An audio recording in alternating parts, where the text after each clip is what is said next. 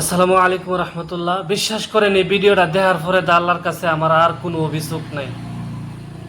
আল্লাহ আমাদেরকে সবই দিছে, হাত পা চোখ কান, কথা বলতে পারি, ব্রেন দিছে, সব কিছু দিছে। অথচ এরকম হাজারো হাজার মানুষ আছে, হাত দেয় নাই, পা দেয় নাই, চোখ দেয় নাই, কথা বলতে পারে না। আমাদেরকে আল্লাহ সবই দিছে, অথচ কত অভিযোগ করতেছি আল্লাহর কাছে, কত রাগ করতেছি আল্লাহর কাছে। যদি আমার এই হাতটা না দিত তাহলে কিছু করতে পারতাম?